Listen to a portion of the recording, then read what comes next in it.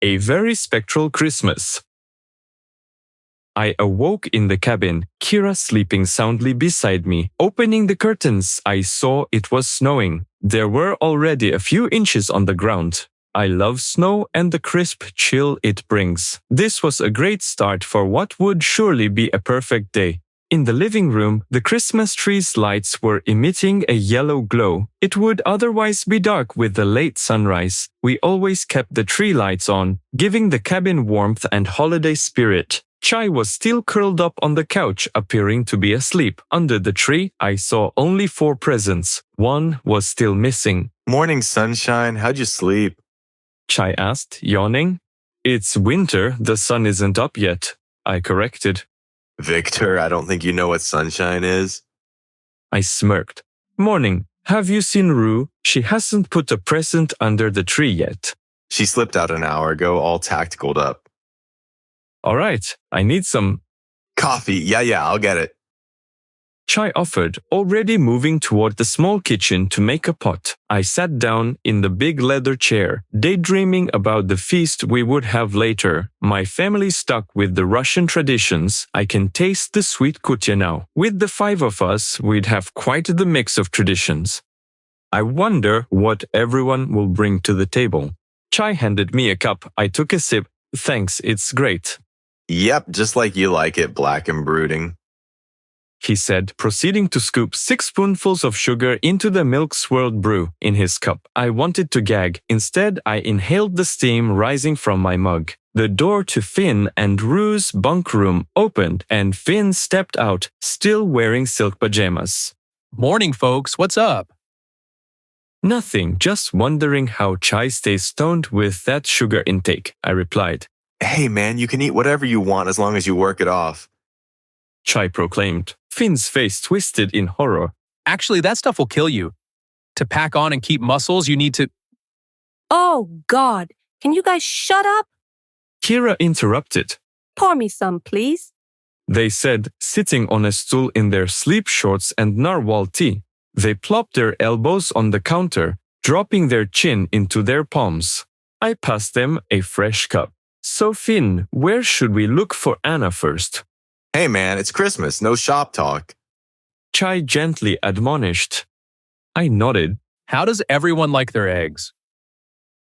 Finn took orders and fired up the stove. I started cracking eggs while Chai cut strawberries and Kira made toast. We all got into a silent rhythm. After breakfast, I washed dishes. We didn't have a dishwasher, so I did them by hand and Chai dried them. He was babbling about something, but the white noise of the faucet drowned him out. Did I miss breakfast? A voice said from behind, making us both jump. Jesus Christ, Rue, you almost killed me, Chai exclaimed. Yes, but there's still some fruit in the fridge, I replied. Good enough? Rue headed to the fridge. I sat back down by the fire, watching the snow fall. The sounds of the crackling fire, dishes clinking, and pleasant conversation calmed my mind. It's for ambiance, Chai said, lighting candles on the table. But it will catch the tree on fire, Rue cautioned. That's like 30 feet away. It will be fine, Kira said, setting dishes on the white tablecloth.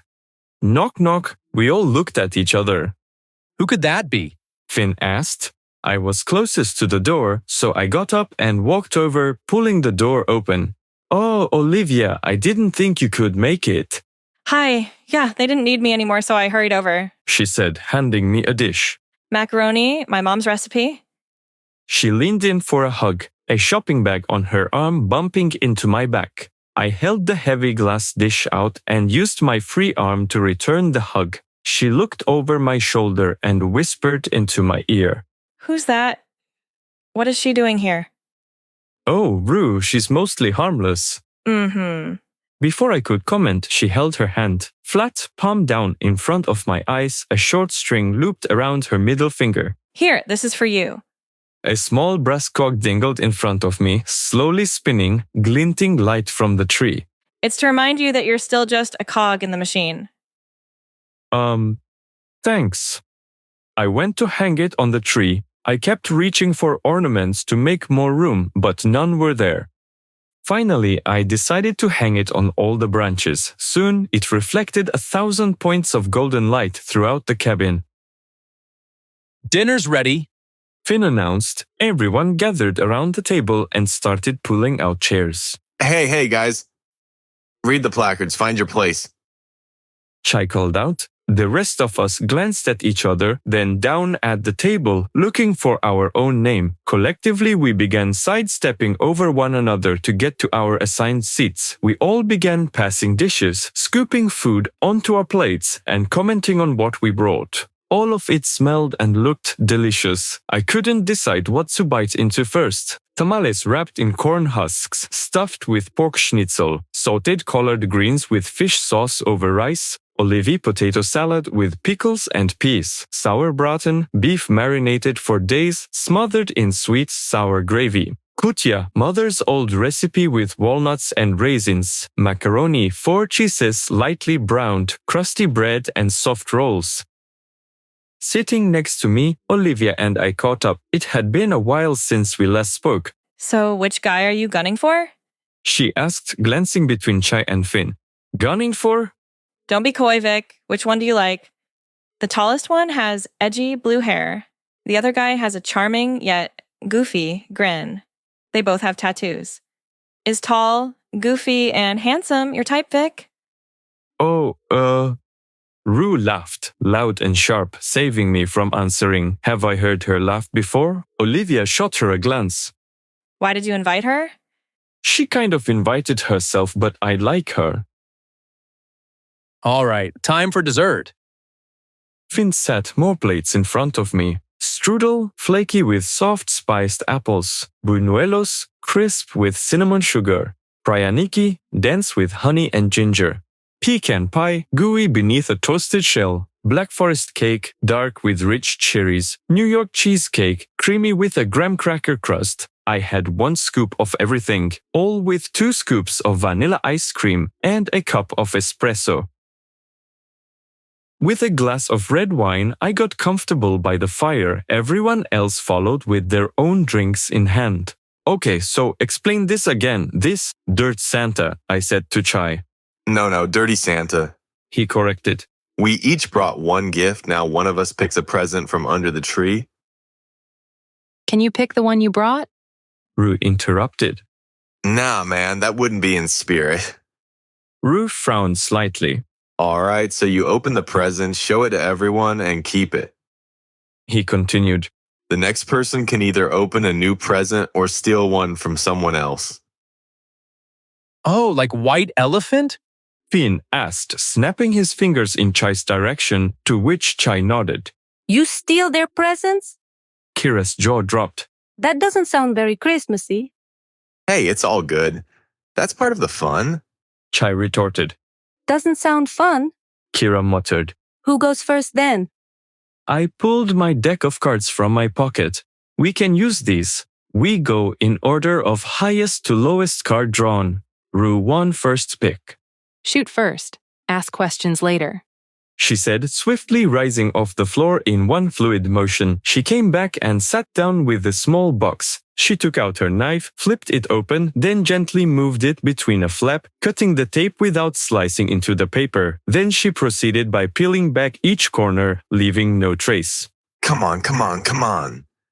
Chai couldn't contain himself. Rue ignored him, folding the last sheet open. Before she could hold it up, Chai blurted out, It's my movie, The Role of a Lifetime, Special Edition. Listen to the commentary. I tell all about... I don't have a Blu-ray player. Rue interrupted, deflating Chai and setting it aside. My turn. Chai rushed to the tree, shaking boxes until Kira shouted, Don't shake that! He set the big box down, chose a different one, and came back to the circle. This one's nice and heavy. He said, ripping the paper off to reveal a reused shipping box. He opened the box, pulling out a Glock. This is way more than the $25 limit. It was free. Rue retorted. This looks used. You stole this? They weren't going to use it anymore. I don't really need one. You never know when you will need protection. Yoink! Kira swiped the Blu-ray from beside Rue, who didn't blink but said, You still have a Blu ray player? I don't trust those oligarchs with my data. They replied. Anyway, I like Chai's movies. Chai beamed. Thanks, Kira. Okay, Rue, you get to go again. Rue methodically dismantled the wrapping of a new present, like she was breaking down her rifle for cleaning. A doll? Yeah, I made it myself. Don't you like it? Olivia's voice was bright, but her eyes weren't. Did you forget to paint the eyes on? Rue held it up for everyone to see. The small wooden doll had dark hair, the spots where eyes should go as smooth as the rest of its light brown body. Olivia shrugged and picked up the smallest gift. She untied the string, unrolled the brown paper surrounding it, and held the clear crystal up to see the Christmas tree lights refracted inside. Thanks, Vic. I love it. How did you know it was from me? I always knew. I didn't know how to respond to that, so I said, I found it in the woods around the cabin. It struck me as odd since its sides were smooth instead of the hexagonal shape they normally have. The pointed ends seemed great for channeling energy, which made me think of you. She smiled, eyes crinkling, wise beyond her years. It was finally my turn. Clearly, Kira brought the big box, and I know from past experiences to be wary of their gifts, so I went for a small cube and opened the simple box. A coffee mug, perfect under normal circumstances. World's best detective. Seriously? Of course, Detective. Finn laughed, but he wasn't done. He walked over to me, putting his hand out. I'll take that. But it's your gift. You brought it. It's a nice mug. Got it from Scarflux. Chai said I couldn't pick my gift. He didn't say I couldn't steal it. I handed it over gladly. Unfortunately, that left the big box from Kira. I went to pick it up, and when I did, it meowed. Oh, no, you didn't, Open it. Kira said with glee. Inside the box, a black cat with red eyes peered out at me. But I'm allergic. This cat won't affect your allergies, and its black hair won't show on your dreary clothes. They had a special for the holidays at the adoption agency. $25 exactly. I thought it was perfect for some lucky person. I sat back in the leather chair. The cat climbed into my lap and laid down. Finn poured coffee into his new mug with a toothy grin on his face. He took a sip. As he did, the heat-activated color change mug faded too. World's worst detective. Everyone noticed and laughed. Finn, startled, then caught on. He saw the new phrase and his grin got even wider. The cat began to purr as I looked around at my friends, my family. Outside, snow fell on the dark night as I drifted off into comfortable slumber. I awoke in the cabin, Kira sleeping soundly beside me. I was breathing heavily and drenched in sweat. I pressed my face into my hands, sliding them back towards my ears like I was putting on a mask. My hand brushed against the earring, awakening Chai. Man, Victor, that was a wild dream.